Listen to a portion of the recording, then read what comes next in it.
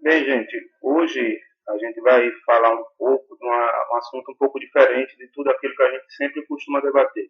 Né? A gente costuma se encontrar aqui, às vezes, para falar sobre carnaval, sobre escola de samba, né? Rir, discutir, mas hoje o assunto é diferente, né? A coisa tem aí ganhado proporções enormes, principalmente nas últimas 24 horas, que é a questão da redução da maioridade penal. Tá? E devido a muitas coisas que a gente vem discutindo, muitas coisas foram colocadas da tarde de ontem para cá, eu me vi na necessidade de conversar francamente com vocês e falar um pouco do que eu acho, da minha opinião. Né? Eu não sou de ficar em cima do muro, quem me conhece sabe, eu tenho uma opinião formada, embasada naquilo que eu acredito que é melhor. Claro que ninguém é obrigado a seguir, mas tendo esse espaço, eu me propus a colocar aqui o que eu acho que é correto e por que a necessidade disso daí. A princípio, é óbvio, eu sou a favor da redução da maioridade penal, sim. Eu acho que é necessário, sim, mas eu vou colocar os aspectos que me levaram a ter esse ponto de vista. Primeiramente, o que a gente costuma ler e ver nesses debates dessas últimas 24 horas são duas posições bastante claras. Aqueles que são contra a redução, aqueles que são a favor da redução. E cada um criou uma imagem do outro. Né? Os que são contra a redução acham que o grupo dos a favor da redução são pessoas vingativas que querem a vingança como forma de punição. Né? Citaram aí até lei de Italião, olho por olho, dente por dente, e criaram deram essas características às pessoas desse grupo. Do outro lado, inverso, as pessoas que são a favor da redução veem nas pessoas que são contra defensores, né, e demagogos da situação, que querem trazer como forma de punição aquilo que na realidade não é uma punição, e sim uma medida socioeducativa. Né? E vem nessas pessoas a falta de conseguir enxergar algo que está para eles. Né? Claro que aquela pessoa ali é um infrator e tem que ter punição. Né? Então, esses dois aspectos. O aspecto que eu vou defender hoje aqui é o aspecto que me compete, que é aquele que eu faço parte, que eu defendo, que é o aspecto daqueles que são a favor da redução da maioridade penal. E eu separei aqui três situações que me chamaram a atenção hoje nas diversas discussões de grupo que a gente teve em vários momentos durante essa tarde. Discussões saudáveis. Claro que a gente vai, e se fala que um ali não respeita a opinião do outro, é uma pena que você pensa assim e tal, mas é tudo do calor da discussão. Né? Eu acho que é válido, sim, se discutir, se falar e trazer isso à tona realmente, porque é importante. Por que eu sou a favor da redução da maioridade penal? Primeiramente, pela idade que se está colocando, uma coisa chamada conscientização do ato executado, ele já existe, ela já existe. Essa consciência, ela já existe. Você sabe o que é certo e o que é errado. Aos 16 anos, você sabe o que pode ou não causar maleficência a alguma pessoa. E, principalmente, você sabe o valor universal de uma palavra de 4 letras, vida. Né? Então, a vida, ela é um direito universal, garantido por lei. Ninguém, em hipótese alguma, tem o direito de cessar, interromper, tirar de forma abrupta, violenta, marginal a sua vida. É o princípio maior de tudo. Então, nada compete, nada pode ser justificável para que você venha tirar a vida de outro ser humano. Até a legítima defesa, ela é passível de julgamento. Mas nós estamos falando aqui de crimes hediondos, né? De crimes contra o ser humano que lhe fale a vida, que lhe tira a vida. E aí o que acontece? A primeira coisa que aparece é essa questão de que, em todos os momentos, os defensores da não redução colocam as situações de questão sociocultural como termos punitivos. Isso não pode, isso não procede. Reeducação, lazer, cidadania, reestruturação do ser humano, tudo isso é obrigação do Estado para com a pessoa, né, com o ser humano, com o indivíduo. Tudo isso deveria acontecer. A gente sabe que no nosso país não acontece. Em muitos casos não acontece. Porém, isso não é justificativa para que eu assassine uma pessoa, para que eu mate uma pessoa, para tirar dela o que eu não tenho, ou o que o meio social não pôde me dar. Se for assim, a gente vai viver numa anarquia. Eu vou ali na rua, eu quero o novo carro que o meu vizinho comprou, mas eu não posso comprar, mato ele e trago o carro para mim. Ah, mas eu sou de menor. Eu sou de menor. Então eu vou ser julgado e esse julgamento me pune. De que forma? Me colocando numa situação de reeducação, de sociabilização. Isso não é punição. Isso não é punição. Estão confundindo punição com medida socioeducativa. Medida socioeducativa, todos devem ter. Punição também. Agora, não é porque não existem essas medidas socioeducativas que as punições também não precisam existir. Isso está errado. Então, a punição ela tem que ser objetiva. Um crime desses, de homicídio doloso, ele tem que levar o criminoso à pena máxima. Isso é punição. Dentro desse período de pena máxima, ele pode ter um processo de reabilitação, sociabilização. Ah, mas as cadeias brasileiras, o serviço carcerário brasileiro não funciona para esse tipo de situação. Também concordo que não funciona. E não funciona mesmo. Mas isso não incita em não prender o marginal, não prender o delinquente. Ah, porque dentro da cadeia ele vai se tornar pior do que o que é. Vai deixar ele solto, então vamos deixar todos os marginais soltos na rua, matando, tirando a vida das pessoas de bem, por conta de uma situação que ele não conseguiu alcançar. É essa a visão dos defensores da marginalidade. Foi esse o termo que eu encontrei para esse tipo de gente. Defensores da marginalidade. Porque eu não consigo entender que em nenhum momento, passei quase toda a tarde discutindo isso com vários grupos de discussão, em nenhum momento eu vi ninguém se colocar em função da família que perdeu o ente assassinado. Um pai que perde um filho morto na rua por um marginal que queria o seu tênis, o seu iPhone, o seu smartphone, sei lá, R$200, R$100, esse filho, ele nunca vai ser reposto. Essa lacuna vai ficar aberta. E mais, você vê, segundo o que esses defensores da marginalidade querem, você vai ver o seguinte: qual é a punição dada a esses marginais? Vão ser reclusos numa casa de detenção de adolescentes por 2 anos para medidas socioeducativas. Que medidas socioeducativas são essas? Cultura, lazer, educação, ponto. Então quer dizer que a punição para o marginal que matou o seu filho é ter aquilo que o seu filho não vai poder ter mais porque foi morto. Era o seu filho que poderia estar tendo educação, saúde, lazer, mas ele não vai poder ter, porque ele foi assassinado. Em contrapartida, o assassino, como medida punitiva, ele vai ter uma medida socioeducativa. Olha a contradição. Uma coisa diferente da outra, totalmente diferente. Mas as duas têm que existir.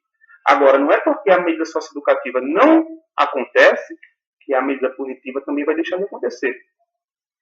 Isso não existe em canto nenhum. E isso não é vingança, e isso não é lei de talião, isso não é olho por olho, dentro por dentro. Isso se chama justiça. Ser justo com aquilo que ele fez de errado. Então a punição tem que ser coerente com o erro. O médico sai para pedalar e é morto a facadas para que se roube a sua bicicleta. 3 adolescentes, todos de menor, vão para uma casa de detenção de menores, passam 6 meses e estão de novo nas ruas para matar outro pai de família. Por quê? Porque eles se blindam atrás da questão da menoridade. Eu sou de menor, então não posso ser julgado como tal, como adulto. E aí começam a surgir umas coisas estranhas nessa discussão. A primeira delas que eu li hoje foi não vou citar o nome de ninguém aqui, mas uma frase de alguém que disse assim: eu não posso condenar aquele que mata o playboy para roubar o tênis Nike dele, porque esse assassino, na verdade, ele não teve educação, ele não teve saúde, ele não teve lazer, ele não teve cidadania. Certo. Mas isso não dá o direito dele de tirar a vida de ninguém. Porque a vida é o princípio maior. Maior, inclusive, do que o tênis Nike. Então, não dá para compreender esses defensores se aterem a situações de tamanha vulnerabilidade. Outra coisa que eu li hoje também, que me chamou aqui muita atenção, eu não sou partidário, eu nunca tive nenhuma ligação com partido nenhum, nem quero, mas uma coisa esclarecedora que eu li hoje. O assassino de 16 anos hoje, há 8 anos atrás, tinha 8. E o PT contribuiu para que ele se tornasse um assassino, porque não deu as medidas socioeducativas que ele precisava para se tornar cidadão de bem. O PT só existe criminalidade de menores depois que o PT assumiu a presidência? Eu acredito que não. Então as pessoas começam a buscar situações que não tem coerência, não tem cabimento, não é plausível. Por fim, chega a questão do estereótipo. Ora, a lei ela é feita para punir o assassino. O cometedor do crime é de onde? A lei ela é feita para o assassino. A lei não é feita por pobre, preto, favelado, marginalizado. E em diversos momentos de várias discussões que a gente viu aqui, esse foi o estereótipo criado. Ah, porque a lei, porque o menino da favela, parará. Gente, a lei ela vai ser aplicada se vou usar o termo que a gente costuma usar, favelado, assassinar, ou se o playboy assassinar. A lei é para o assassino. Quem criou o estereótipo de assassino aqui foram os próprios defensores dos marginalizados. Isso não existe. Em outro momento, eu li agora aqui recentemente até a questão do Thor Batista. Olha só. Olha a questão. Um adolescente de classe média alta que teve educação, saúde, lazer, cidadania, moradia. Esse adolescente alcoolizado pega o carro, atropela uma senhora de idade e mata ele no ponto de ônibus. Homicídio doloso. Um menino da favela que não tem roupa de marca, não tem roupa de grife, não consegue ter lazer e cidadania, pega o seu revólver e mata um médico para roubar a sua bicicleta. Homicídio doloso. Ambos têm 16 anos. Então a lei serve para os dois. Ah, Neto, mas aí a lei não vai ser colocada, você sabe que isso não acontece. Eu sei. Eu sei como funcionam as coisas dentro do nosso país. Mas não é porque o fato da lei não funciona para uns e funciona para outros, que ela não vai ser aprovada e que ela não vai existir. Até porque existe todo um processo de Ministério Público, promotoria, que pode alegar a situação e punir o infrator, seja ele rico ou pobre. Essa é a idealização da lei, né? Que ela aconteça para todos. Mas a gente sabe que muitas vezes não acontece. Aí por isso você vai abrir mão da lei. Por isso você vai abrir mão da lei. Assim não. Então, existem coisas que não se discutem, são óbvias. Eu não tenho direito, por menos direitos que eu tenha garantido, eu não tenho o direito de tirar a vida de ninguém. Seja eu pobre ou rico. Seja eu possuidor do Samsung S4 ou do Lanterninha. Isso não me dá o direito de tirar a vida de ninguém. Certo? Segunda coisa, medida socioeducativa é um ponto que se deve trabalhar quando o meliante for punido. A medida socioeducativa ela não acontece. Vamos brigar, vamos lutar para que elas aconteçam. Mas isso não pode tirar o poder da punição. Não é porque a medida socioeducativa não acontece que a punição também não vai acontecer. Terceiro, e para finalizar a fala de hoje,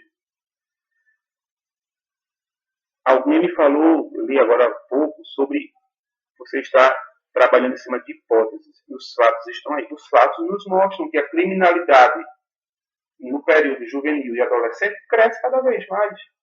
E as punições não são cabíveis e coerentes com o teor do crime cometido. Então, isso é um fato. Isso é um fato.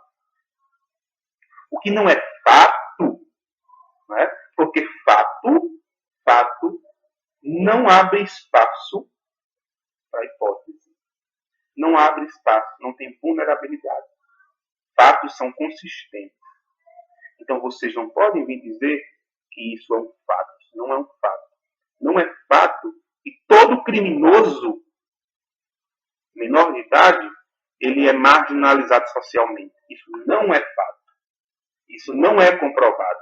Existem criminosos menores de idade que sempre tiveram boa educação, boa vestimenta, família estruturada, dinheiro, lazer, e ainda assim foram assassinos, se tornaram assassinos.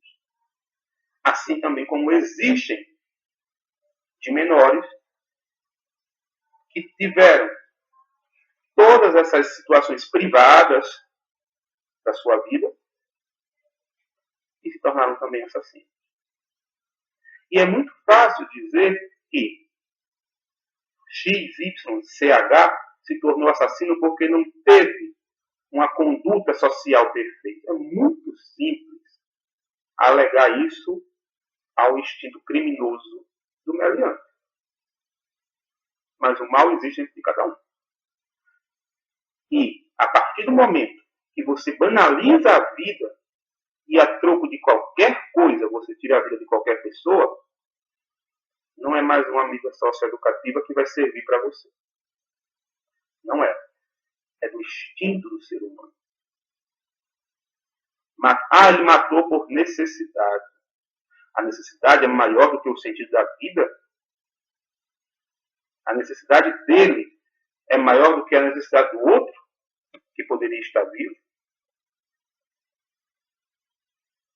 Quantos pais de família foram brutalmente assassinados, desestruturando totalmente o seio familiar, acabando com uma estrutura familiar? Quantos filhos tiveram que ocupar o lugar dos pais, deixando assim de ser filhos? Quantas famílias se perderam, deixaram de viver uma vida saudável, sadia, porque um filho, uma mãe foi brutalmente assassinada por um de menor. Por quê? Porque ele estava com fome. Mas será que a fome é justificativa para tirar a vida de outra pessoa? Por maior que a fome seja, a vida é um princípio universal. É direito absoluto. E ninguém tem o direito de intervir nela, de interceptar, de cessar. Não é uma vida só que destrói, são várias. E a questão socioeducativa, que tanto se fala desses defensores impiedosos dos menores que se tornaram criminosos, as medidas socioeducativas, elas não são punições. Elas podem até acontecer. Tem pessoas que realmente vão recobrar o sentido de ser humano. Tem outras que não. Mas todas essas pessoas, tanto aquele que possa se recuperar com a medida socioeducativa, quanto aqueles que não se recuperem, todas elas devem ser punidas. Isso não é vingança, isso é justiça. Punição ao crime que você cometeu. Aí você vai ser julgado. Por que você cometeu esse crime? Mas o crime aconteceu. E não se pode tapar os olhos e fazer de conta que nada aconteceu porque ele é de menor. Ah, mas ele é de menor, ele matou porque estava com fome. E a outra família? Eu não vi nenhum desses defensores vir aqui se preocupar com a família desestruturada. Então, por isso que a gente parou hoje aqui, saiu um pouco do eixo, da rota que a gente costuma falar, para chamar a atenção para esse problema. Há uma distorção muito grande do que é punição, do que é sociabilização ou ressociabilização. Uma coisa não anula a outra. E se uma não existir, a outra não pode deixar de existir também. E, para finalizar, só ressaltar, a lei, ninguém está aqui dizendo que a lei foi criada para punir o marginal que desce lá do morro para matar o playboy da Zona Sul. Ninguém falou isso. Ninguém, a não ser os próprios defensores dos marginalizados. Foram vocês que criaram o estereótipo. Não é? Por que não pegaram, então, para defender? Vocês não estão defendendo a situação da pessoa ser de menor. Vocês estão defendendo a situação da pessoa não ter condições sociais. Uma coisa diferente da outra. Porque se vocês estivessem de pé defendendo a situação do meliante ser de menor, pega um menino rico, que tudo teve na vida, e se tornou assassino e vai defendê-lo. Eu não vi ninguém fazer isso hoje aqui nas redes sociais.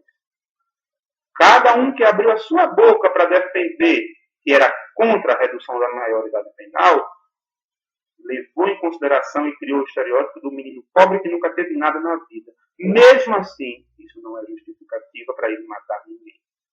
E ele pode ter a questão sociohabilitativa novamente, mas isso não pode tirar de cima dele a responsabilidade de ser punido pelo que fez.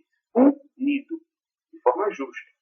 Não estou falando aqui em olho por olho, nem por dentro, em vingança, nem, não estou falando de punição. Justiça. O sistema carcerário não presta, mas é para lá que ele tem que ir. 30 anos, sim. Quando ele sai de lá, se as medidas socioeducativas funcionarem, ele se reabilita novamente. Do contrário, paciência. Agora, o que não pode é abrir mão para que a criminalidade corra solta. Eu, por exemplo, vou da rua. Né? Eu vivo no carnaval, eu saio, eu volto, eu me exponho. Quantas e quantas pessoas eu conheço que são assim também? E aí, a gente vai abrir mão de viver porque outras pessoas também não conseguem? Porque se eu for, eu posso morrer? E o que é pior, as pessoas que vão ficar vão ver que aquele que me matou, nada vai acontecer com ele porque ele se blinda no escudo menor de idade. Parou. Já deu. Querem defender? Defendam. Mas com coerência. Porque esse texto de, eu vou educar e ele vai deixar de ser malvado, deixar de ser ruim por natureza, não vai colar com todos. Não vai. Tem gente que faz por prazer. Tem gente que faz por necessidade. Tanto por prazer quanto por necessidade é crime do mesmo jeito. Tanto por prazer quanto por necessidade tem que ser punido, julgado e punido do mesmo jeito. Eu espero realmente que a lei possa melhorar um pouco mais a segurança de cada um que vai para a rua pedalar, caminhar, para que não aconteça o que aconteceu com o médico carioca, para que não aconteça o que aconteceu com a menina do Piauí, estuprada por 4 colegas, todos de menor, morta a dentadas, para que não aconteça o que aconteceu com o motorista de ônibus, que tentou fechar a porta para o assaltante e levou 2 tiros, e tantos e tantos e tantos e tantos outros crimes cometidos por pessoas menores de idade. Para que não aconteça